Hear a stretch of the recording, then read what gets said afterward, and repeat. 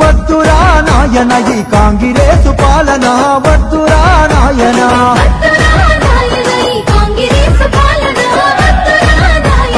వద్దురా నాయన ఈ నయవంచన పాలన వద్దురా నాయన